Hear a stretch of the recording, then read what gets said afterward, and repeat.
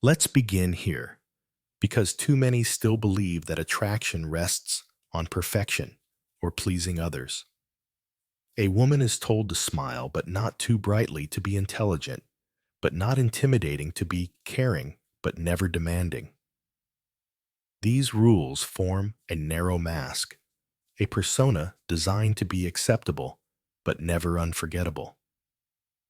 And yet, when you meet a woman who carries herself with quiet certainty, you feel the difference immediately. She is not trying to fit into anyone's box. She does not chase approval. Her presence alone reshapes the space she enters. This is the kind of energy that lingers in memory long after beauty fades or charm wears thin.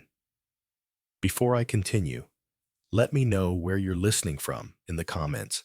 And if reflections like this resonate, don't forget to like and subscribe. Most people think desire is fed by constant sweetness or self-sacrifice.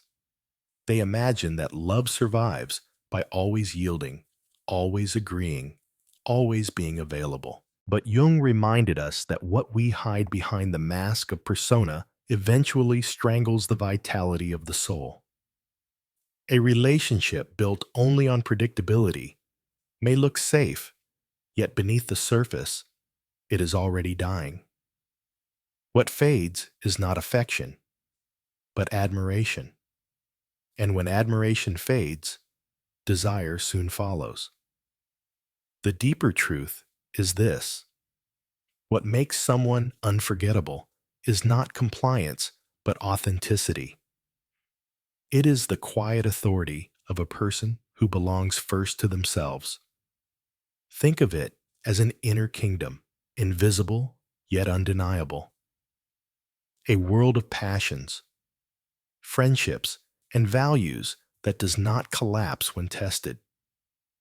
When you encounter that kind of sovereignty, you do not feel possession. You feel respect. Here we see the beginning of individuation, the movement Jung described as becoming whole rather than simply good. The safe mask of people-pleasing may protect against rejection, but it also cuts us off from the wild, creative energy of the self. That energy is dangerous only to illusions, never to truth. So, part 1 begins with this tension, the difference between being liked and being admired. One is born of comfort, the other is born of respect. It is respect, not convenience, that keeps desire alive. As we move forward, keep this image close.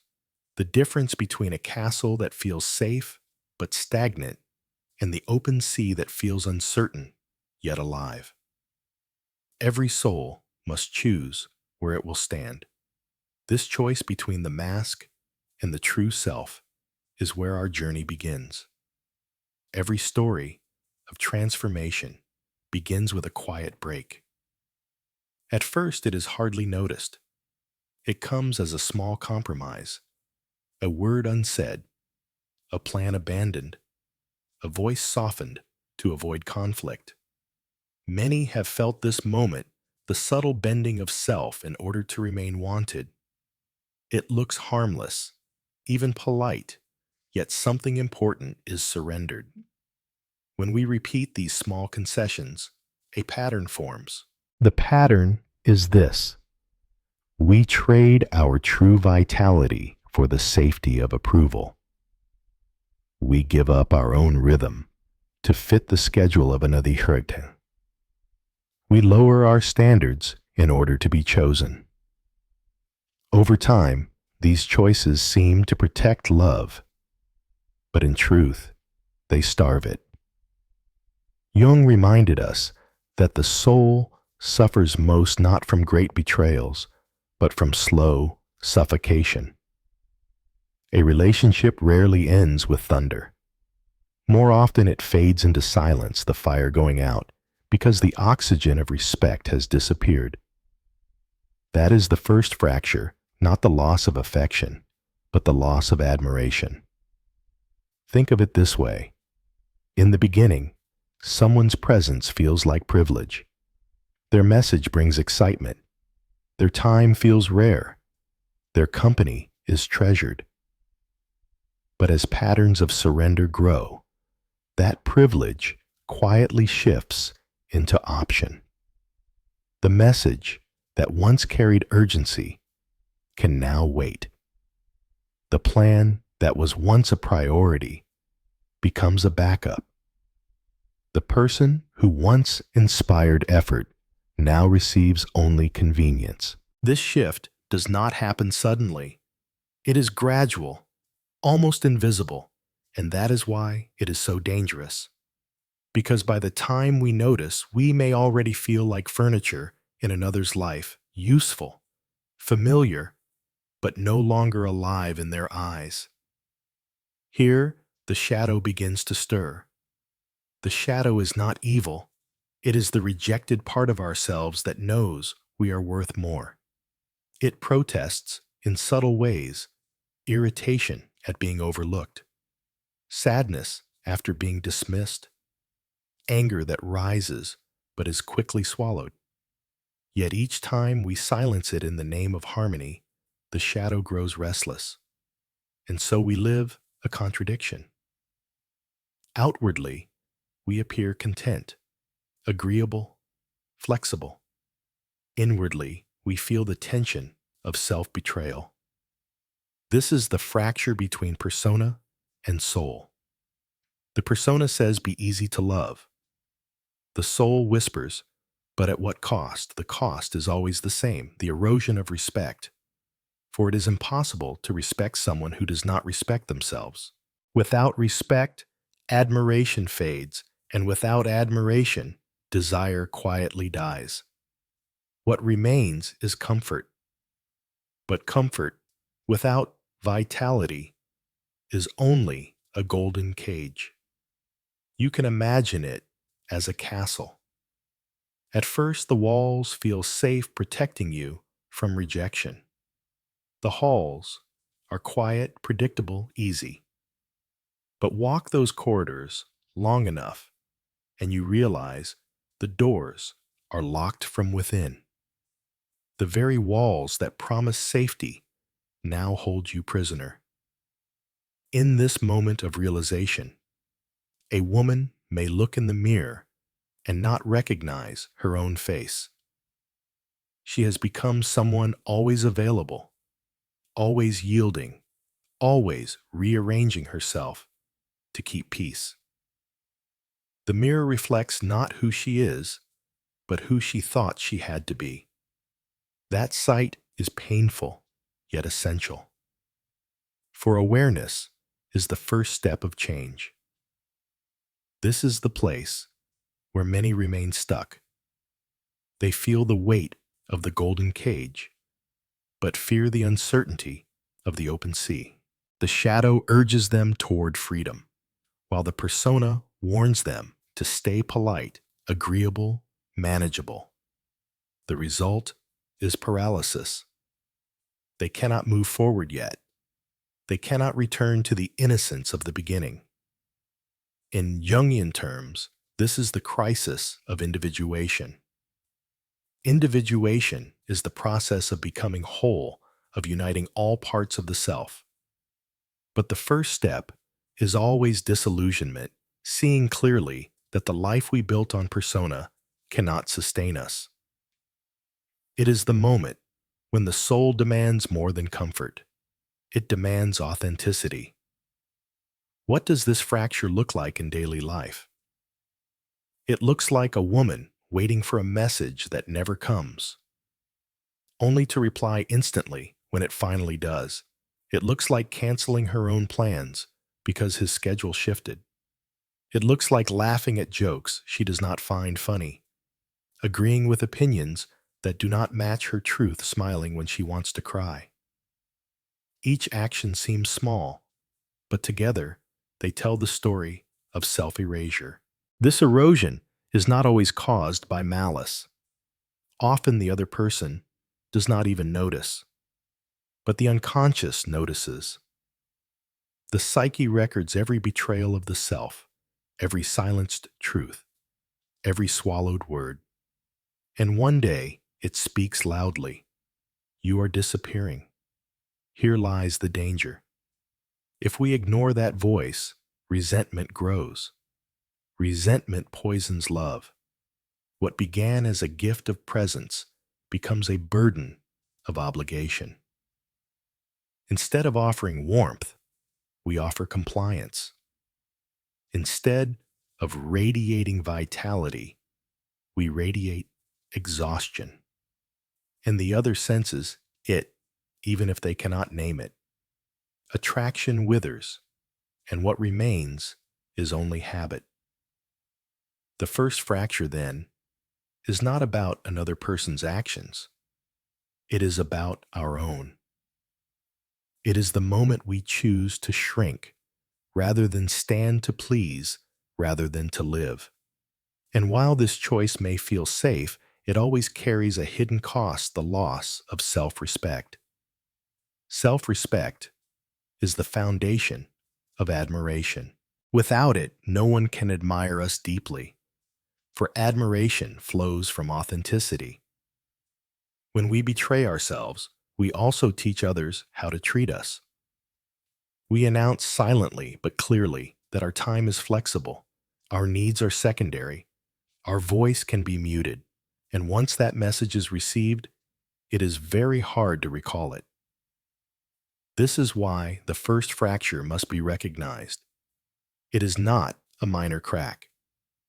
It is the breaking of alignment between inner truth and outer life. Once it begins, the split grows wider until the self feels divided, half alive and half asleep. And yet there is grace in this moment, for the fracture also reveals where the healing must begin. Jung wrote that the cracks in our lives are where the light enters. The discomfort is not punishment, it is invitation. It calls us back to wholeness. So, if you find yourself in that golden cage, do not despair. The cage is not the end. It is the signal that you are ready for more. It is proof that the persona is too small for the soul that lives within you. The first fracture is painful because it shows the cost of living as a mask. But it is also liberating because it reveals that the mask is not who you are. Beneath the mask waits the self, strong, alive, indivisible. In part 3, we will step further into this struggle.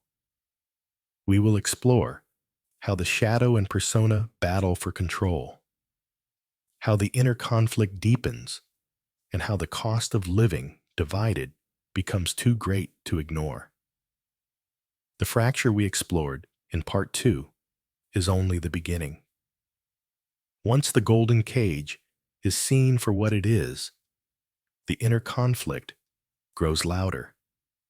It is no longer possible to live entirely asleep. Something in the psyche stirs, asking questions that cannot be silenced. And this is where the real struggle begins, between the mask we present to the world and the hidden truth that longs for air. The mask or persona was built for survival. It is the face we show to be accepted, the role we play to be loved, the adjustment we make to avoid rejection. For a time, it seems to work. The persona earns approval, keeps peace, and ensures belonging. Yet Jung warned that anything gained by betraying the true self is never real gain. The persona protects, but it also divides. It allows the world to embrace us while the deeper soul grows restless and unseen. Meanwhile, the shadow waits. The shadow is not the darkness of evil. It is the storehouse of everything we have denied, suppressed, or disowned. It carries our anger, our longing, our creativity, and our fire. When ignored, it appears in irritation, envy, or sudden bursts of emotion we cannot explain. When acknowledged, it becomes a source of vitality. But in this middle stage, before we have learned to face it, the shadow feels like a threat. So the battle plays out inside. The persona whispers, "Keep the peace. Smile. Be agreeable. Don't risk loss." The shadow counters, "Speak your truth. Demand respect. Do not shrink." The result is tension. At times, we collapse into compliance. At other times, we burst into rebellion, and both leave us unsettled. This is the cost of living divided. Outwardly, it may still appear stable. Others may even praise the persona, calling it kind, flexible, or loyal. But inwardly, there is exhaustion. To wear a mask for too long drains the psyche. You can feel it as heaviness in the body, as silence in the throat, as a longing that has no name. The energy of the shadow, repressed and unexpressed, seeps out in ways we do not control. Think of the woman who smiles at the dinner table, yet later feels an unexplainable anger that keeps her awake at night. Or the man who agrees to every demand, yet finds himself bitter toward those he serves. These are signals that the shadow is trying to speak. The psyche does not lie. It will not allow the mask to replace the truth forever. The symbols of this struggle often appear in dreams. Many dream of houses with locked rooms or mirrors that do not show the right face. These images reveal the split between who we are and who we pretend to be. The unconscious communicates through symbols, urging us to reclaim the parts we have left behind. If ignored, the dreams grow darker, the emotions heavier, until the self can no longer be denied. Jung taught that the shadow once faced is not an enemy but an ally. Yet reaching that point requires courage. To admit the shadow means admitting we are not only good, not only agreeable, not only safe. We are also strong, wild, and sometimes frightening to those who prefer us small. This admission shakes the foundation of the persona. It calls us into a larger, more dangerous, but also more authentic life. Why is this stage so difficult? Because the persona has given us rewards. It has brought belonging, even if conditional. It has made others comfortable. It has kept rejection at bay. To set it aside feels like stepping into the unknown. We fear abandonment, criticism, even loneliness. And so we cling to the mask, even as it suffocates us. But the shadow is patient. It waits for moments when the mask slips, when disappointment is too deep to ignore, when anger refuses to be swallowed, when a sudden glimpse of our own reflection shows how far we have drifted from ourselves. In those moments, the shadow speaks clearly. This is not who you are. The cost of ignoring that voice grows heavier with time. Resentment builds. Attraction fades. The relationship we tried to preserve through compliance now weakens under the weight of hidden bitterness. The paradox is clear. The very mask we put on to keep love alive becomes the reason it dies. Without authenticity, there can be no true admiration. Without admiration, desire cannot breathe. At this stage, many feel trapped between two fears. On one side is the fear of losing approval if they reveal their true self. On the other side is the fear of losing themselves if they continue to hide. This is the silent battlefield of shadow and persona. Every choice becomes a negotiation. Do I speak honestly or keep quiet? Do I hold my boundary or surrender it? Do I live for myself or for another's comfort? The consequences are profound. A life ruled by persona alone leads to emptiness. A life overtaken by shadow alone can descend into chaos. Individuation requires a balance, a conscious integration where both mask and shadow find their rightful place. The persona can still serve as a bridge to society, but it must no longer be the ruler.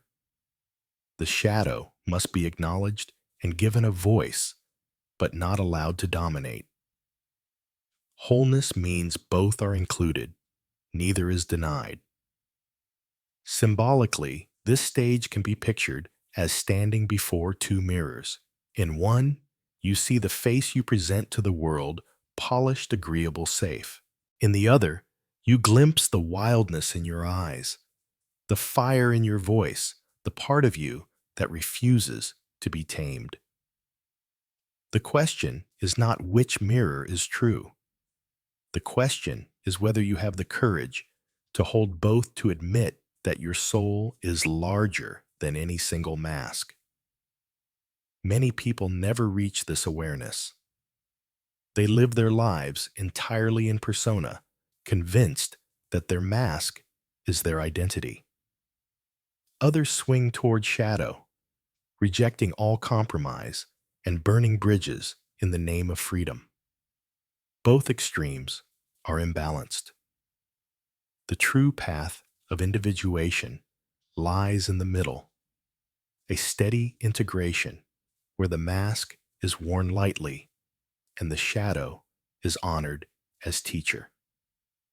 At this turning point, respect becomes the central issue. Respect for oneself and respect from others. When we betray our own truth, we cannot expect others to honor it. When we silence our own voice, we teach others that it can be ignored. But when we begin to acknowledge the shadow, when we allow our true needs and boundaries to be seen, respect slowly returns. This stage is not comfortable. It involves conflict, both within and without.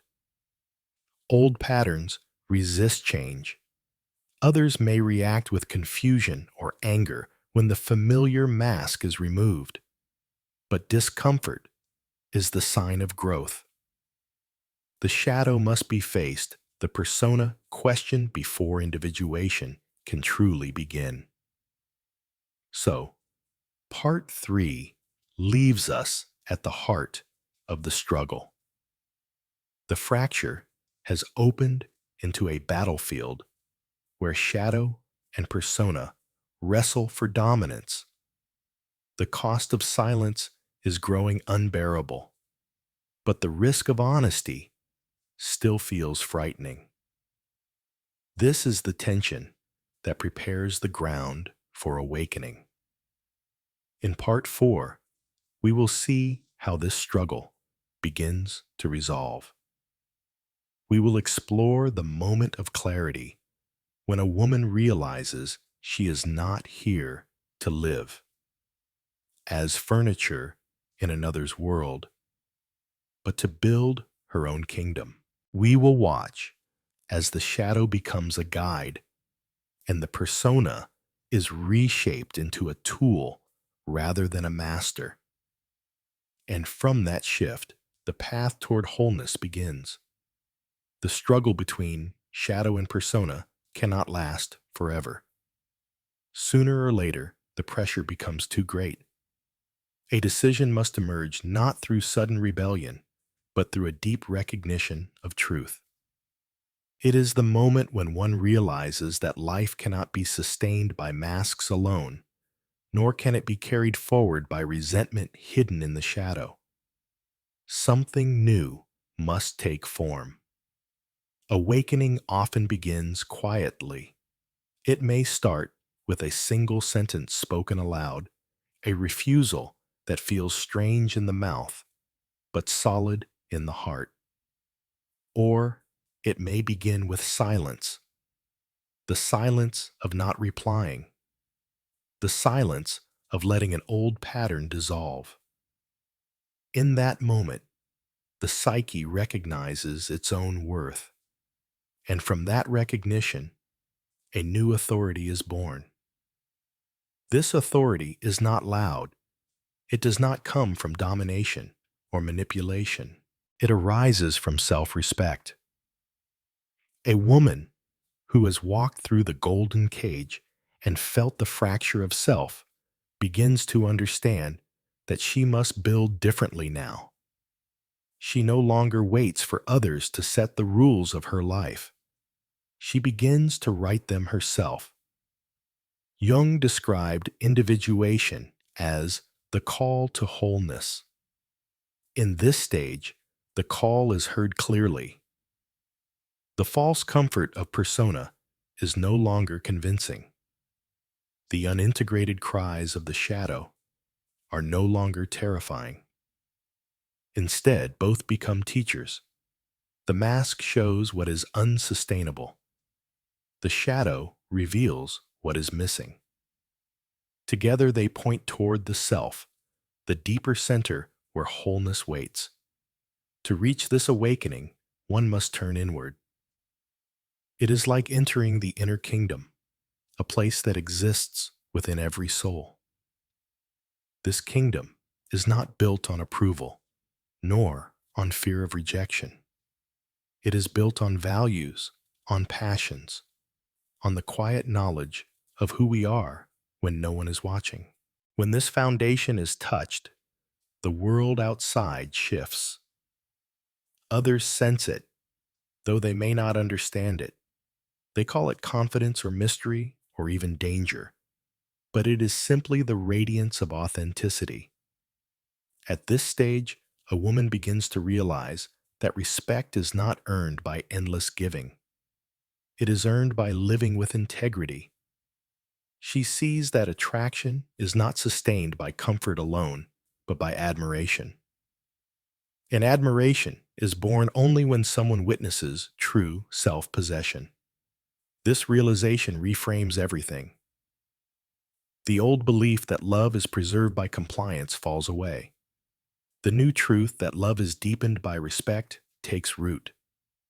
Symbols of this awakening often appear in dreams as doors or thresholds. One may dream of leaving a house that once felt safe but now feels stifling. Another may dream of stepping into open air after years in a crowded room. These images speak of passage of leaving the persona's cage behind and entering the space of the self. The threshold is frightening, but it also carries light. With awakening comes clarity about boundaries. Boundaries are not walls of hostility. They are laws of self-respect. They say, "This is the kingdom I have built. You may enter only if you honor its order." These laws are not spoken with arrogance. They are lived with quiet consistency. They guide behavior, filter relationships, and protect the soul from erosion. And paradoxically, they make love stronger, for love rooted in respect can endure what comfort alone cannot. Consider how differently this looks in daily life. The old pattern might answer a late-night message immediately out of fear of losing connection. The new pattern waits until morning because rest and dignity are more important. The old pattern cancels her plans to fit another's whims. The new pattern honors her commitments and invites the other to meet her there. Each choice is small, but each one declares, "My life has value. My time is sacred. I belong to myself." This awakening does not harden the heart. On the contrary, it softens it because energy is no longer wasted on resentment or self-betrayal. The woman who belongs to herself does not need to chase or manipulate. She can welcome love freely because she no longer fears its loss. She knows she will remain whole regardless. That knowledge is magnetic not because it seeks attention, but because it radiates peace. Here the shadow transforms. Once feared as dangerous, it now becomes a source of vitality. The anger that once leaked out as bitterness is recognized as a signal of violated boundaries. The envy that once stung is understood as a pointer toward unclaimed desires. The wildness once suppressed is reclaimed as creativity, passion, and depth. Integrated, the shadow enriches life instead of haunting it. The persona also shifts. It is no longer a rigid mask, but a flexible tool. We still need roles in society as parent, partner, friend, or colleague. But these roles are no longer prisons. They are worn lightly, put on when needed, taken off when rest calls. The mask is no longer mistaken for the face. It becomes an instrument of expression, not a substitute for identity. Awakening, then, is not a single dramatic event. It is a gradual reorientation of the inner compass. The axis shifts from seeking approval outward to seeking alignment inward. The question is no longer, how can I be chosen? But how can I live in truth? This change may seem subtle, but it alters the entire course of a life. At this point, relationships also begin to change. Some fade away, unable to survive the loss of easy compliance. Others grow stronger, nourished by the deeper respect that authenticity brings. And new relationships appear drawn not to the mask, but to the soul itself. This is the paradox of awakening by risking loss. We open the door to love that is more enduring. In Jungian language, we could say that the anima, the inner feminine, awakens fully here. She no longer lives only as projection, a figure designed to satisfy another's needs. She emerges as subject, as creator of her own story. And in that emergence, she also awakens the animus, the inner masculine, not as an oppressor, but as a partner. Within the self, the two archetypal forces find balance. Outwardly, this balance attracts relationships of equality rather than dependency. The essence of awakening can be captured in a single image, a woman standing in her own kingdom.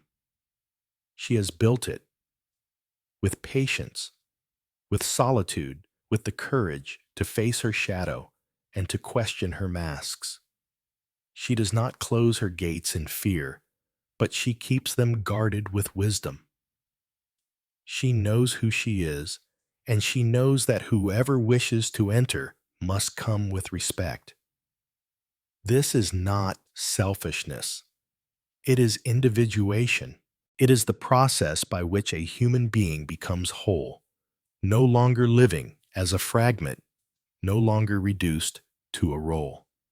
In this wholeness, love is not diminished. It is purified.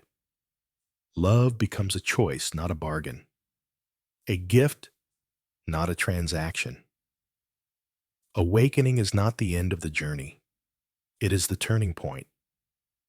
From here, new challenges arise: the courage to live by one's own laws, the strength to uphold boundaries when tested, the resilience to face solitude without fear. But everything changes once this clarity is born. The golden cage is behind, the kingdom is ahead. As we move into part 5, we will see how this awakening becomes embodied in action. We will watch how boundaries once imagined are carved into stone. We will explore the transformation that occurs when respect for self becomes the standard and love must rise to meet it. This is where awakening turns into choice, and choice turns into power. Awakening alone is not enough.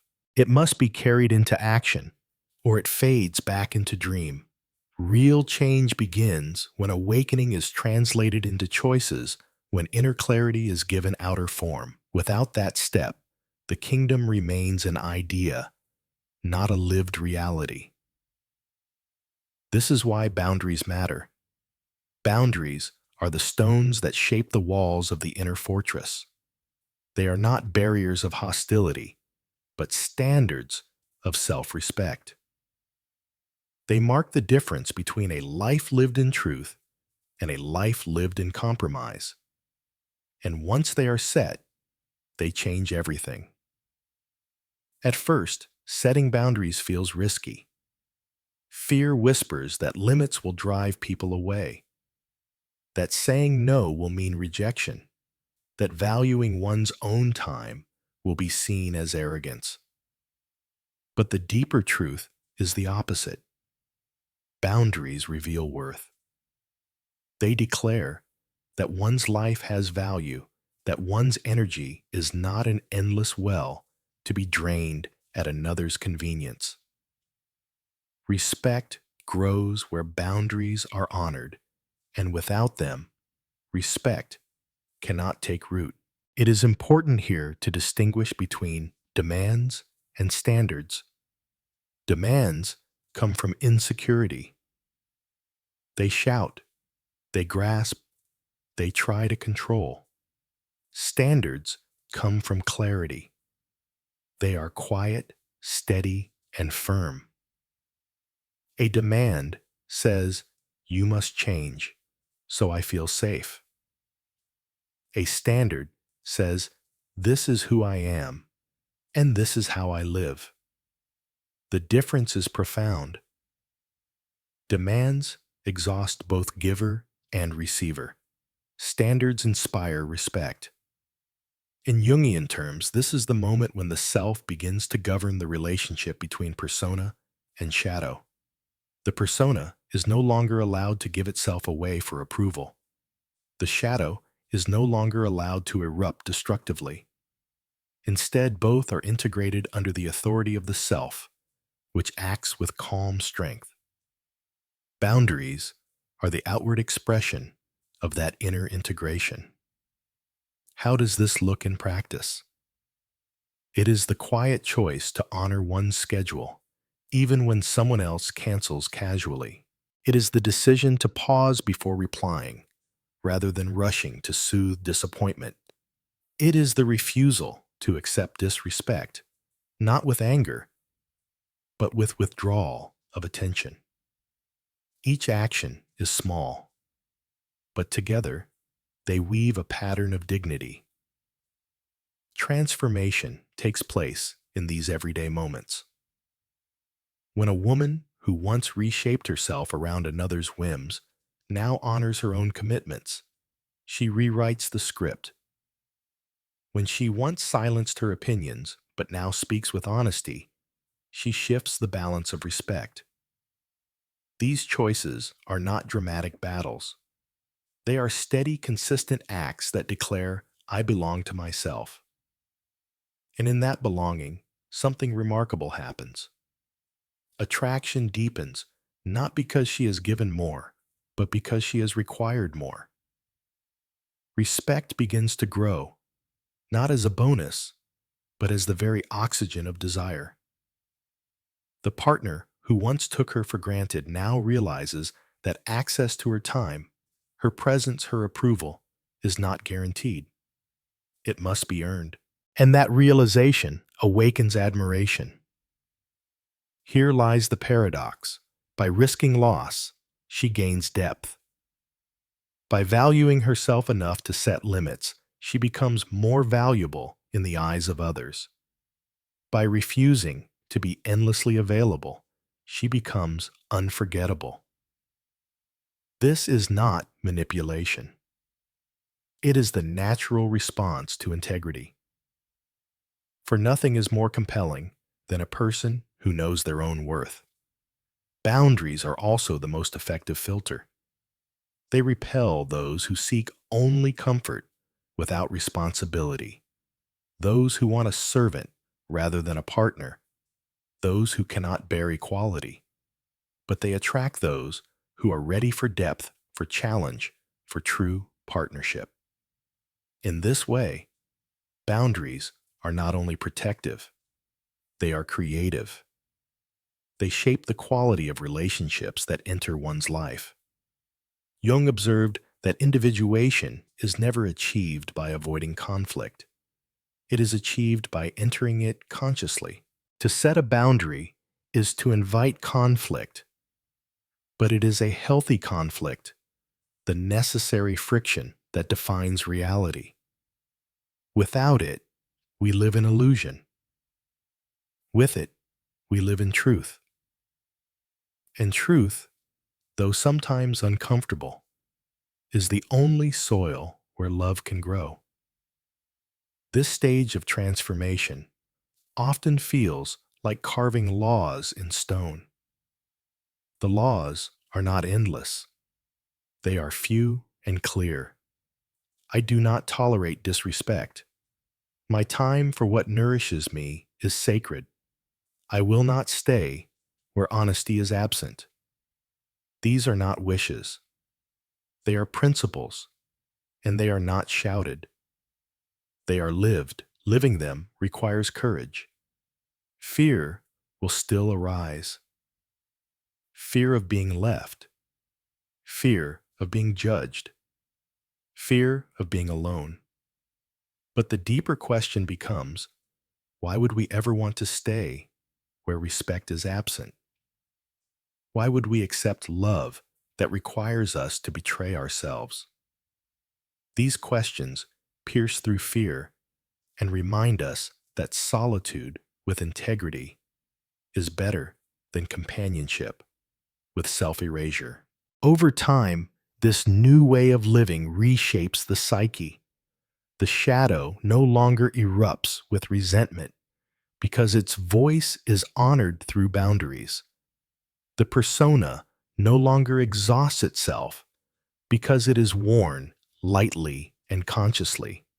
And the self, the inner center, grows stronger as the true authority of the life. This is individuation embodied. Transformation is not about becoming untouchable or closed off. It is about becoming whole.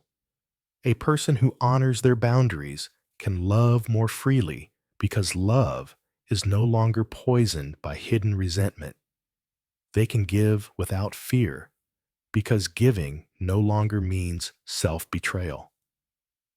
They can welcome another into their life not as a savior, but as a partner. The image here is powerful. Imagine a woman standing in her kingdom. Her gates are open, but they are guarded. She does not beg for visitors, nor does she lock herself away. She waits with calm assurance, knowing that whoever enters must come with respect. This is not loneliness. It is sovereignty. And sovereignty is magnetic. At this point, relationships take on a new quality. The old ones that were sustained by compliance may fall away. That loss can hurt, but it is also liberation.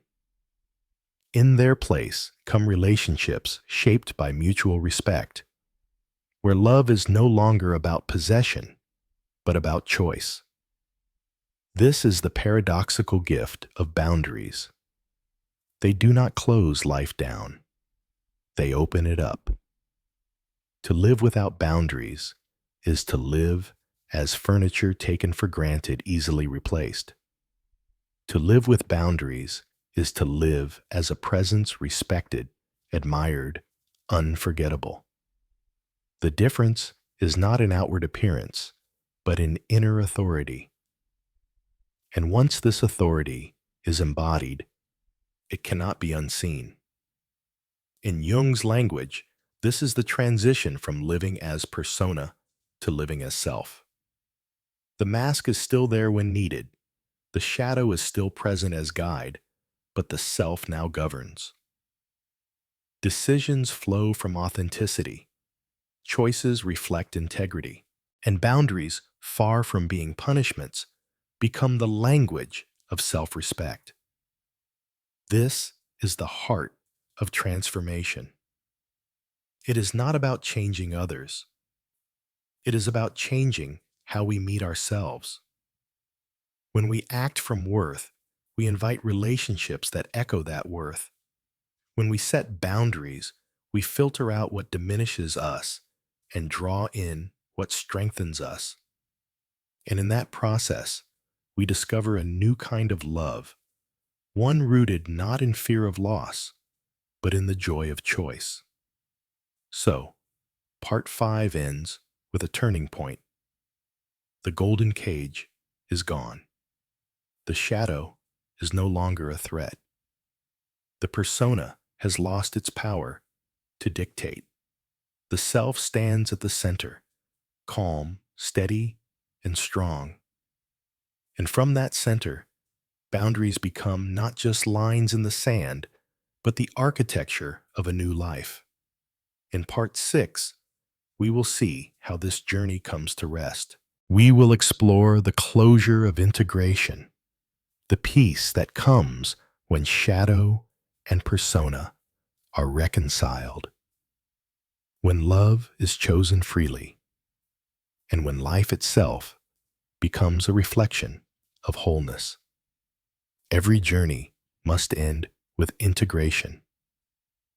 After the awakening and the setting of boundaries, after the long battle between mask and shadow, what remains is a simple but profound realization.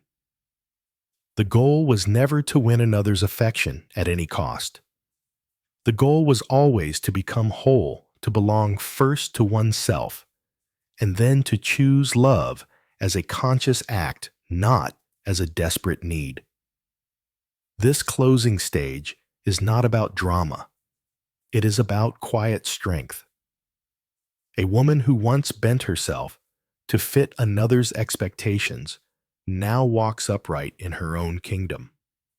She has learned that respect is not a luxury, but the very foundation of desire.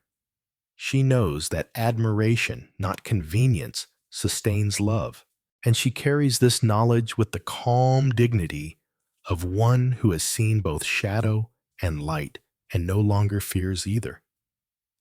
The lesson is universal.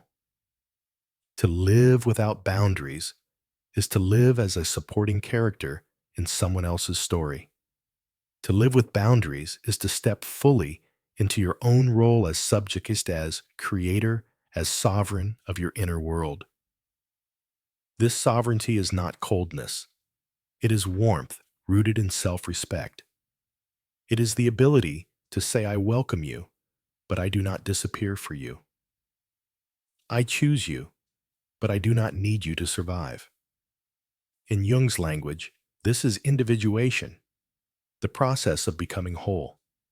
It does not mean becoming perfect, nor does it mean becoming isolated. It means gathering every part of the self, the compliant persona, the restless shadow, the radiant self, and allowing them to live together in harmony. It is the shift from fragmentation to integration, from performance to authenticity, from being chosen to choosing. Think of it as a mirror polished at last. For years, it reflected only the mask, the face carefully arranged to be acceptable. For years, it hid the shadow behind its glass. But now, it reflects the whole person, the smile, the fire, the scars, the wisdom. To see oneself truly is the beginning of peace. And what of love? Love is not diminished by this transformation. It is purified. When you no longer live in fear of loss, you can give without resentment. When your boundaries are firm, your heart is free to open. When your worth is not for sale, your presence becomes a gift, not a bargain. The paradox is clear. Only when you no longer need love do you discover the capacity to love fully. This is why respect is not an extra ingredient, but the essence of enduring desire. Admiration keeps attraction alive long after beauty fades or novelty is gone. Respect allows two souls to walk side by side as equals, not as captor and captive, not as savior and dependent. It allows love to be chosen each day, not clung to out of fear. Here, the inner kingdom becomes visible. Its walls are built of boundaries, its halls filled with purpose, its gardens alive with passions and friendships that do not vanish when love is absent. To invite someone into this kingdom is to offer the greatest gift, not a hollow space that needs filling, but a radiant world already alive, already whole, made brighter by their presence. This final stage also carries a warning. The temptation to shrink will return. Society will whisper that being chosen is the ultimate goal, that quiet compliance is easier than proud solitude, that dimming your light will make you easier to love. But once you have tasted wholeness, you will recognize these voices for what they are: echoes of fear, not truths of the soul.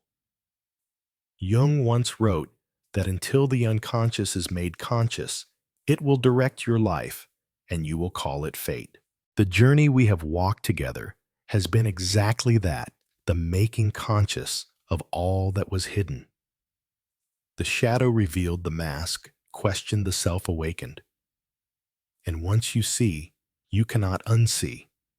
Fate becomes choice. Life becomes authorship. So the closing lesson is simple but demanding: do not betray yourself to be loved. Do not shrink so others feel taller. Do not silence your truth so another feels at ease. For every time you betray yourself, you weaken the respect that makes love possible. And every time you honor yourself, you strengthen the bond between who you are and who you are becoming. Now the story rests where it always pointed: the choice to live as the subject of your own life.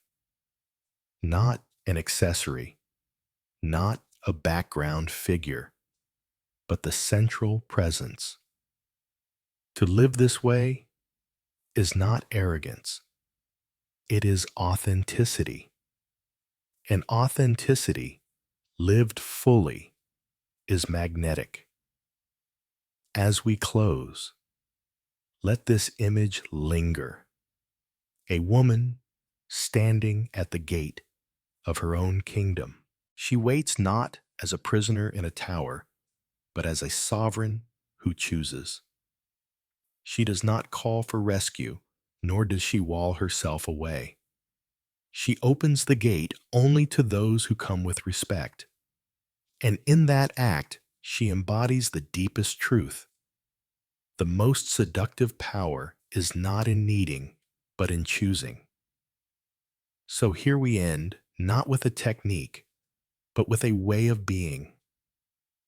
To be whole, to be sovereign, to be authentic. This is the essence of individuation. This is the path from mask to self, from convenience to admiration, from possession to choice.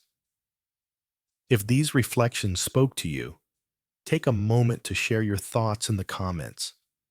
Let me know what part of this journey resonated most deeply with your own life.